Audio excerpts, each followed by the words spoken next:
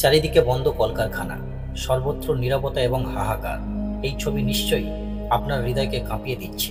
আজ হয়তো আমেরিকাকে আপনি পৃথিবীর সবচেয়ে শক্তিশালী দেশ হিসাবে দেখেন, কিন্তু 1920 দশকের শেষ কয়েকটি বছর এবং নীরবতায় পূর্ণ 30-এর দশকের কিছু ছবি সেই সময়কে নির্দেশ করে যখন আমেরিকা তার রোরিং 20কে নীরব হয়ে দেখছিল। সেই সময় আমেরিকায় একটি নতুন শব্দের জন্ম হয়, দ্য গ্রেট ডিপ্রেশন। হ্যাঁ, এখানে সেই অর্থনৈতিক মহামন্দার কথা বলা হচ্ছে যার জন্য আমেরিকা সমেত বিশ্বের বহু দেশ সম্পূর্ণরূপে 100 বছর পিছনে চলে গিয়েছিল। আমেরিকায় তো পরিস্থিতি এত খারাপ হয়ে গিয়েছিল যে মানুষ বিনামূল্যে কফি এবং ডোনাটের জন্য ঘন্টার পর ঘন্টা লাইনে দাঁড়িয়ে থাকত। সরকারি এবং পৌরসভার কর্মচারীদের অনির্দিষ্টকালের জন্য সাসপেন্ড করে দেওয়া হয়েছিল। চারিদিকের অবস্থা দুঃখ দুর্দশায় পরিপূর্ণ ছিল। কি এই অর্থনৈতিক মহামন্দা যা ইতিহাসের গতিপথ পাল্টে দিয়ে আমেরিকার মতো দেশের পিঠ ভেঙে দেয়। 1910 সাল। ব্রিটেন সেই সময় বিশ্বের পরাশক্তি ছিল। অর্ধেক পৃথিবীতে কয়েকটি ইউরোপীয় দেশের শাসন কায়েম ছিল। আমেরিকার লিডিং ইন্ডাস্ট্রিয়াল পাওয়ার হিসেবে উত্থান হচ্ছিল।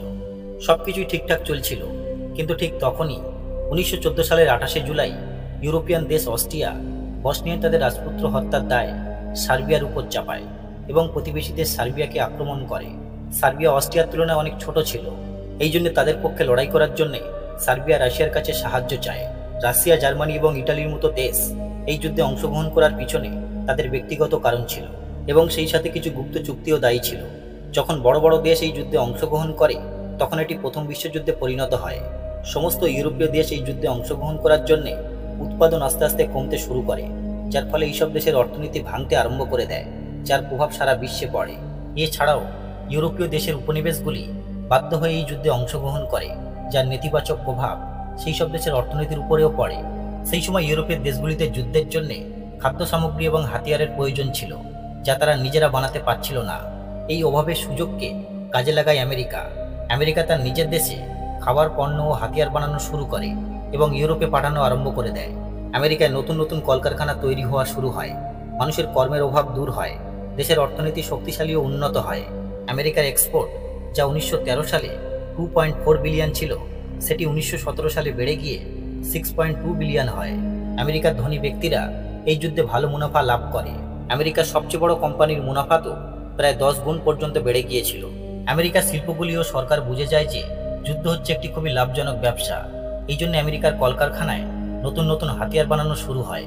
1918 সালে যখন প্রথম বিশ্বযুদ্ধ শেষ হয় তখন সম্পূর্ণ ইউরোপ ভয়ঙ্কর ক্ষয়ক্ষতির সম্মুখীন হয়, কিন্তু ততদিনে আমেরিকা নিজের অর্থনৈতিক অবস্থা পাকাপাকি করে নেয়। এই জন্য যুদ্ধে ক্ষতিগ্রস্ত হওয়া দেশগুলিকে আমেরিকা লোন দেওয়া শুরু করে এবং তার বিনিময়ে সোনাকে নিজের কাছে রেখে দেয়। আমেরিকায় তখন সবার কাছে কর্ম ছিল, সেখানে বড় বড় কারখানা স্থাপন হয়, বড় বড় লোক এসে সেখানে বিনিয়োগ করা আরম্ভ করে। লোকের কাছে পয়সা থাকার জন্যে তারা বাজার থেকে বেশি করে পণ্যদ্রব্য কিনতে আরম্ভ করে। এছাড়াও সেই সময় আমেরিকায় নতুন গাড়ি, সড়ক ও ঘরের জিনিসপত্র কেনার জন্যে বিভিন্ন ব্যাংক লোন দেওয়া শুরু করে। আমেরিকার উন্নয়ন লাফিয়ে লাফিয়ে বাড়ছিল, প্রতিটি সেক্টরে বিপ্লব এসেছিল। এই জন্য 1920 দশককে আধুনিক যুগের শুরু বলেও মনে করা হয়। 1920 সাল থেকে আমেরিকায় রোরিং 20 পর্ব শুরু হয়ে গিয়েছিল। মানুষের পকেটে টাকা আসার কারণে তারা বাজার থেকে নিত্য নতুন পণ্যদ্রব্য কেনা আরম্ভ করে, যার ফলে বাজারে জিনিসপত্রের চাহিদা বাড়তে শুরু করে। যখন কোম্পানিগুলি বড় হওয়া আরম্ভ করে তখন তার শেয়ারের পরিমাণও বেড়ে যায়, যেসব শেয়ারে সাধারণ মানুষও বিনিয়োগ করা শুরু করে। এই সময় মহিলাদের ভোটাধিকার দেওয়া হয়। মানুষের জীবনে অটোমোবাইল, টেলিফোন, ফিল্ম, রেডিও ও বৈদ্যুতিক পণ্যের প্রভাব অত্যাধিক হারে বেড়ে যায়। সাধারণ মানুষকে শেয়ার মার্কেটে টাকা ইনভেস্ট করার জন্য আমেরিকান ব্যাংকগুলি ঋণ দেওয়া শুরু করে, যার ফলে আমেরিকায় ব্যাংকের সংখ্যাও অনেক গুণ বেড়ে যায়। 1929 সাল আস্তে আস্তে আমেরিকায় 17,583টি স্টেট ব্যাংকস এবং 8,150টি ন্যাশনাল ব্যাংকস খোলা হয়েছিল। আজকের যে ইএমআই সিস্টেম আছে সেটিও আমেরিকায় সেই সময় চালু হয়। 1923 সাল থেকে আমেরিকার শেয়ার মার্কেট বৃদ্ধি পেতে শুরু করে। শেয়ার মার্কেটে টাকা প্রতি বছর দ্বিগুণ হচ্ছিল, যার জন্য সাধারণ মানুষ শেয়ারে টাকা বিনিয়োগ করা আরম্ভ করে। লোকেরা তাদের বাড়ি বন্ধক রেখে বা ব্যাংক ও স্টক ব্রোকারের কাছ থেকে টাকা ঋণ নিয়ে শেয়ার মার্কেটে ইনভেস্ট করছিল। সবই ঠিকঠাক চলছিল, কিন্তু 24শে অক্টোবর 1929 সালে একদিনে মার্কেট থেকে প্রায় $5 বিলিয়ন গায়েব হয়ে যায়, যার কারণ ছিল অতিরিক্ত উৎপাদন। আসলে বাজারে জিনিসপত্র বেশি ছিল আর কেনার লোক কম। এর সোজা প্রভাব উৎপাদনকারী কোম্পানির স্টকের লাভের উপর পড়ে, যার ফলে কোম্পানিগুলির উৎপাদন নিম্নমুখী হয়। পরের দিনও বাজারের পতন অব্যাহত থাকে। এরপর 1929 সালের 29শে অক্টোবর নিউ ইয়র্ক স্টক এক্সচেঞ্জে প্রায় $14 বিলিয়ন ক্ষতি হয়।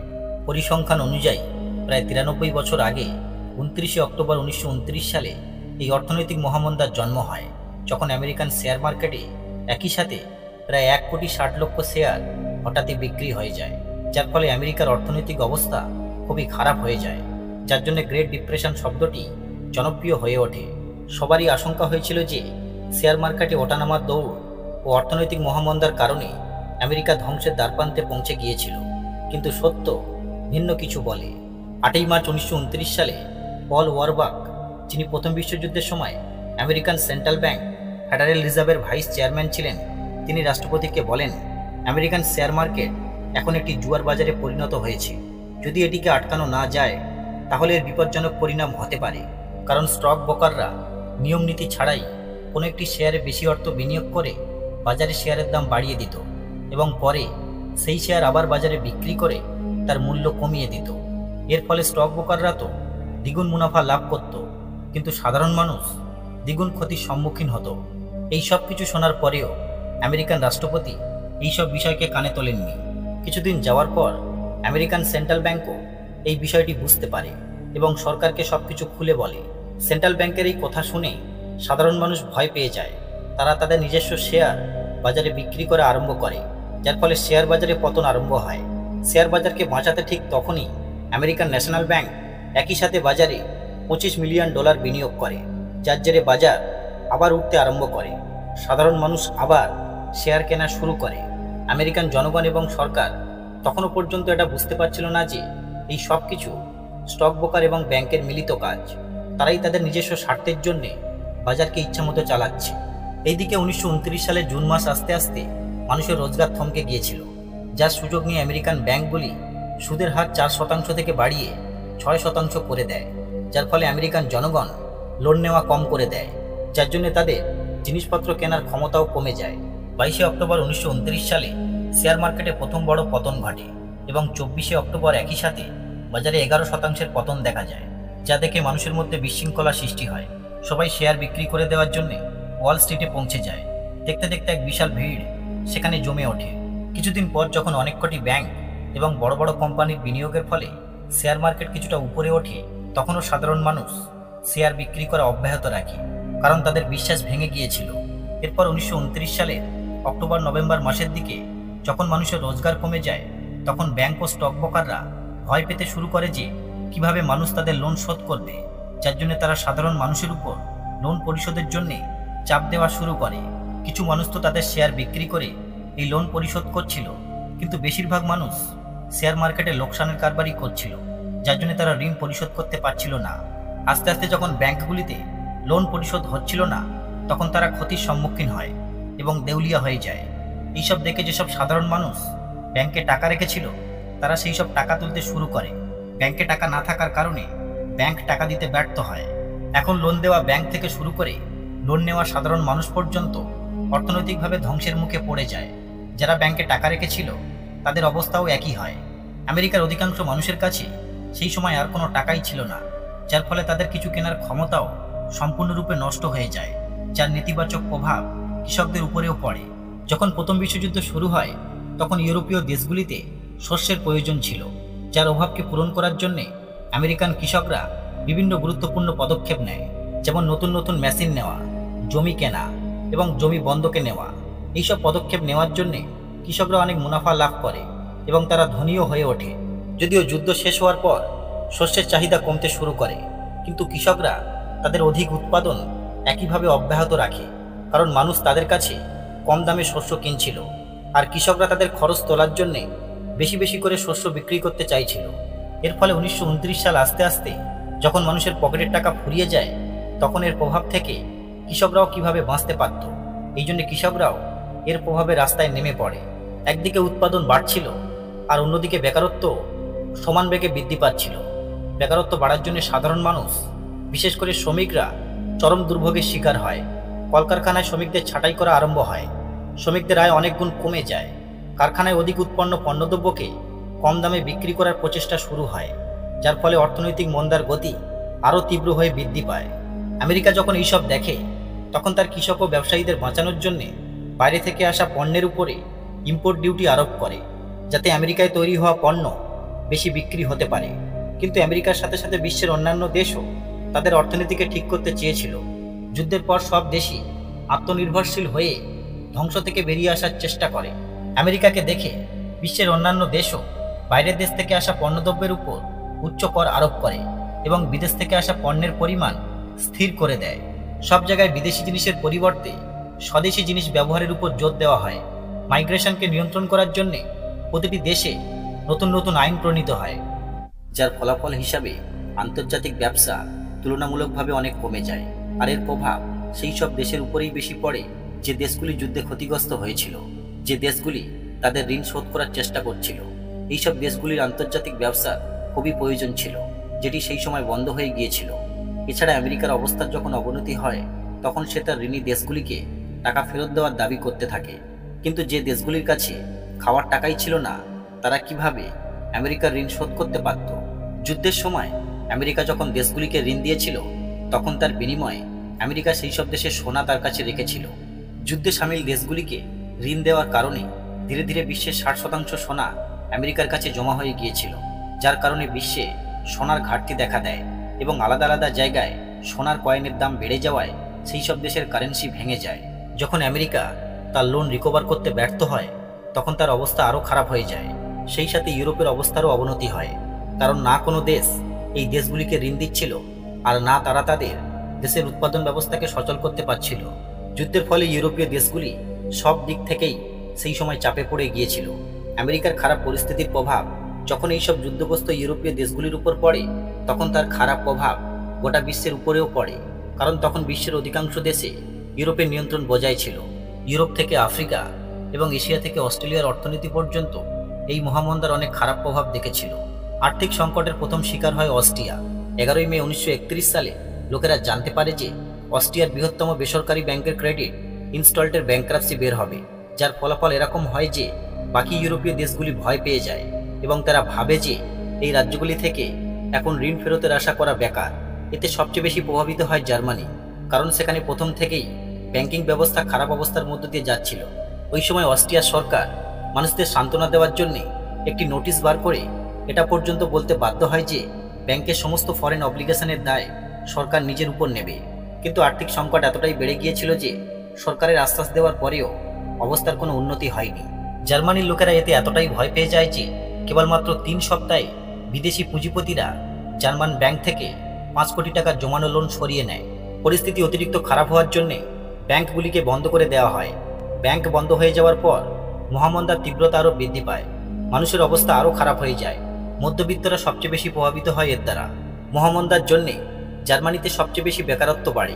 1929 সালে জার্মানির প্রায় 60 লক্ষ মানুষের চাকরি হারিয়ে যায়। এই মহামন্দার প্রভাব জার্মানির পলিটিক্সের উপরেও পড়ে, যার জন্য জার্মানির ক্ষমতায় থাকা ব্যক্তিদের ভাবমূর্তি ক্ষুণ্ণ হয়, যার সুযোগ নিয়ে নাৎসি পার্টির নেতা অ্যাডলফ হিটলারের উত্থান হয়। হিটলার নিজেকে সরকার বলে ঘোষণা করে।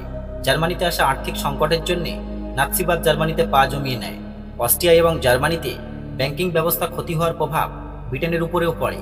এই জন্য সেখানকার মানুষও ব্যাংক অফ ইংল্যান্ড থেকে টাকা তোলা শুরু করে, কারণ মানুষের ব্যাংকিং সিস্টেমের উপর আর বিশ্বাস ছিল না। যখন 1931 সালের জুলাই মাসে ব্যাংক অফ ইংল্যান্ডের অবস্থা নড়বড়ে হতে শুরু করে, তখন আগস্ট মাসে ব্যাংক অফ ইংল্যান্ড আমেরিকা ও ফ্রান্সের ব্যাংকের কাছ থেকে 5 কোটি পাউন্ড লোন নিয়ে নিজেকে কোনো রকমে বাঁচিয়ে রাখে। কিন্তু এতে অবস্থার কোনো উন্নতি হয়নি। মানুষের আস্থা সম্পূর্ণরূপে হারিয়ে গিয়েছিল। এই জন্য তারা একইভাবে ব্যাংক অফ ইংল্যান্ড থেকে টাকা তুলতেই থাকে। এই আর্থিক সংকটকে দূর করার জন্য প্রধানমন্ত্রী ম্যাকডোনাল্ড পদত্যাগ করেন এবং বিরোধীদের সাথে নিয়ে একটি জাতীয় সরকার গঠন করেন, কিন্তু এতে মানুষের বিশ্বাস ফিরে আসেনি। এই জন্য 1931 সালের 18 সেপ্টেম্বর 1 কোটি 80 লক্ষ পাউন্ড ব্যাংক থেকে ফেরত নেওয়া হয়।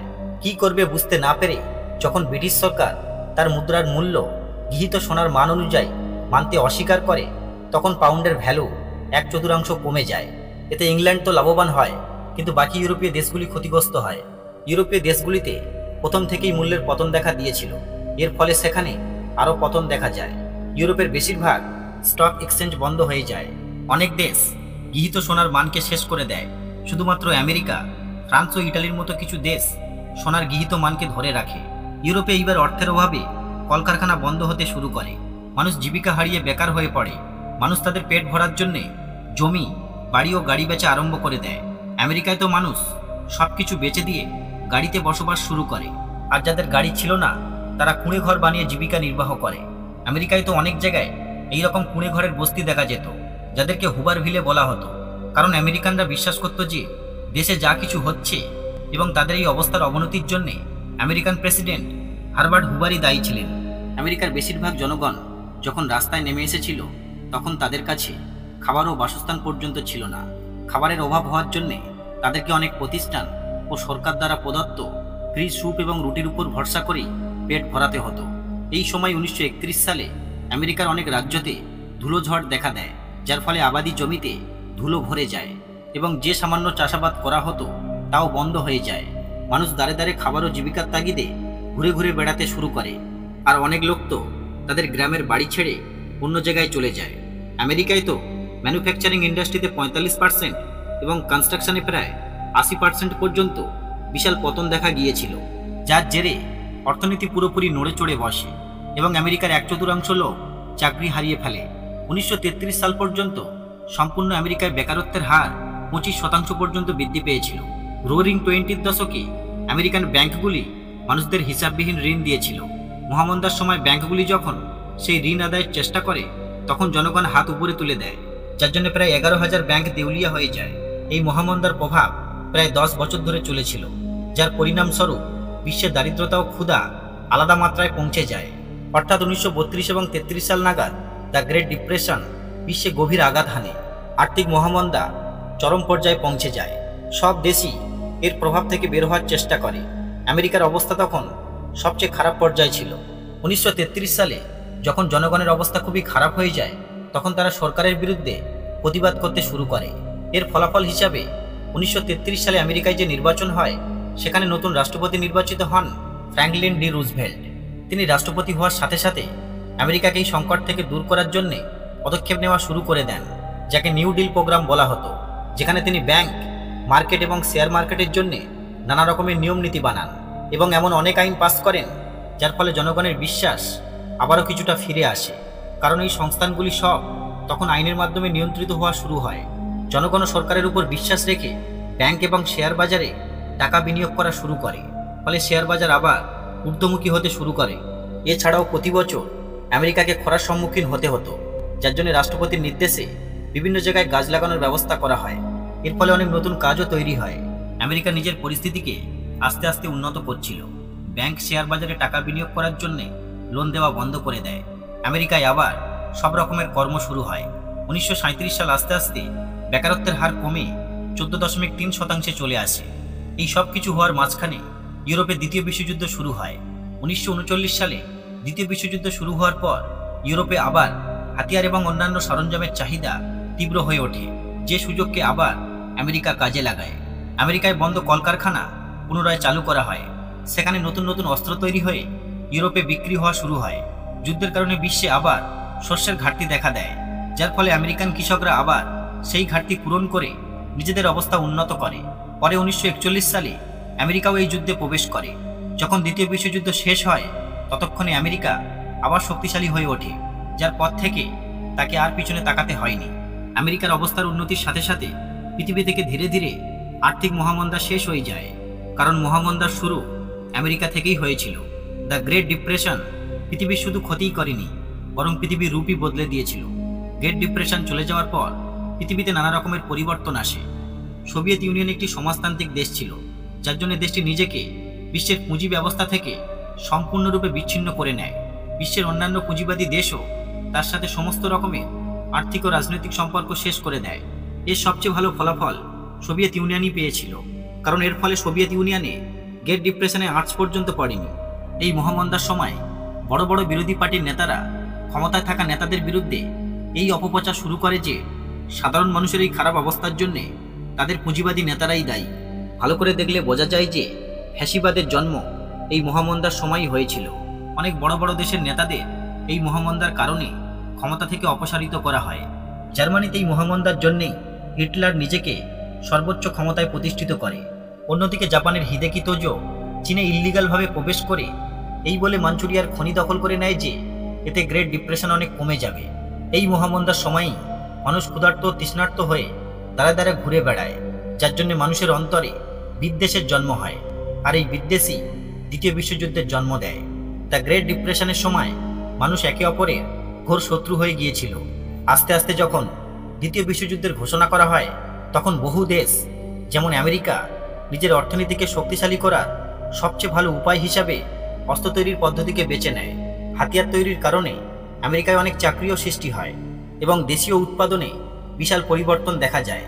এই জন্যই আমেরিকা মহামন্দা থেকে খুব শীঘ্রই বেরিয়ে আসতে সক্ষম হয়। আমেরিকাকে দেখে বিশ্বের আরও অনেক দেশ এই একই রাস্তায় নেমে পড়ে। আমেরিকা দ্বিতীয় বিশ্বযুদ্ধের পর মার্শাল পরিকল্পনা অনুযায়ী নিজের পশ্চিমা দেশগুলিকে শক্তিশালী বানানোর উদ্যোগ নেয়।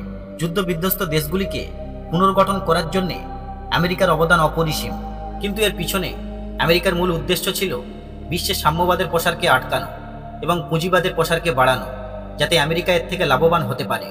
এই সব কিছু করার জন্যে আমেরিকা ইউরোপের দেশগুলিকে $17 বিলিয়ন সহায়তা করে, যার পর আমেরিকার শক্তি আস্তে আস্তে বাড়তে আরম্ভ করে, যাকে সেই সময় আটকানো প্রায় অসম্ভবই ছিল। এই মহামন্দার প্রভাব ভারতের উপরেও পড়ে, যদিও ভারত সেই সময় ব্রিটিশ সাম্রাজ্যের অধীনে ছিল। সেই সময় ভারতের অধিকাংশ জনসংখ্যা কৃষিকাজের উপর নির্ভরশীল ছিল, এই জন্য এখানে কাঁচামালের উৎপাদন প্রচুর পরিমাণে হতো। মহামন্দার আগে ভারতে কৃষিপণ্য রপ্তানি এবং তৈরি হওয়া পণ্যের আমদানি শুরু হয়ে যায়। মহামন্দার সময় যখন আন্তর্জাতিক বাজারে পণ্যের দাম কমতে শুরু করে, তখন এখানেও ফসলের দাম উল্লেখযোগ্যভাবে হ্রাস পায়। এর ফলে 1928 সাল থেকে 1934 সাল পর্যন্ত ভারতে গমের দাম 50% পর্যন্ত কমে যায় এবং আমদানি রপ্তানি প্রায় অর্ধেকে নেমে যায়। এই সময় কৃষক এবং ব্যবসায়ীদের উপর দুমুখ চাপ পড়ে। শস্যের দাম নিচে যাওয়ার জন্যে তাদের আয় তো প্রথমেই কমে গিয়েছিল, উল্টো দিকে ব্রিটিশ সরকারের পক্ষ থেকে ট্যাক্সের উপর কোনো প্রকার ছাড় দেওয়া হয়নি। আর সবচেয়ে খারাপ অবস্থা তো সেই সব মানুষের ছিল যারা বিশ্ব বাজারের জন্য পণ্য তৈরি করত। এছাড়াও যখন ভারত থেকে রপ্তানি কমে যায়, তখন পাটের দামের উপর প্রায় 60% পতন দেখা যায়। এর ফলে বাংলার কৃষকেরা, যারা একসময় ভালো রোজগার করেছিল, তারা আশা নিয়ে কাঁচা পাটের চাষ করে, কিন্তু মহামন্দার জন্যে তাদের অবস্থাও খারাপ হয়ে যায়। সময়ের সাথে সাথে তাদের সমস্ত বাঁচানো সম্পদ আস্তে আস্তে শেষ হয়ে যায়। ওই সময় কৃষকদের সাথে সাথে শ্রমিকরাও এই মহামন্দার শিকার হয়। তাদের কাছে দুবেলা খাবারের জন্যে টাকাও পর্যন্ত ছিল না। তারা এই সমস্যা থেকে মুক্তি পাওয়ার জন্যে ঘরের সোনা গয়না বাজারে বিক্রি করা আরম্ভ করে, যার ফলে বাজারে বিপুল পরিমাণে স্বর্ণ আসা শুরু করে। ব্রিটিশ সরকার জনগণের এই অসহায় সুযোগকে সঠিকভাবে কাজে লাগিয়েছিল। 1931 সালে দ্য গ্রেট ডিপ্রেশন তার চরম পর্যায়ে ছিল। ভারত ব্রিটিশ সাম্রাজ্যের অধীনে থাকার জন্যে বিনা কারণে এই সমস্যাকে নিয়ে ভুগছিল। এরকমটা নয় যে মহামন্দার প্রভাব সবার উপরে সমানভাবে কার্যকরী হয়েছিল। ফিক্স মাইনে কাজ করা শহুরে কর্মচারীরা এই মহামন্দার কোনো নেতিবাচক প্রভাবের শিকার হয়নি। তো 1929 সালে শুরু হওয়া আর্থিক মহামন্দা 1939 সালে সমাপ্ত হয়ে যায়। এই জন্য এই মহামন্দাকে ইতিহাসের সবচেয়ে দীর্ঘ মহামন্দা হিসাবে স্বীকৃতি দেওয়া হয়।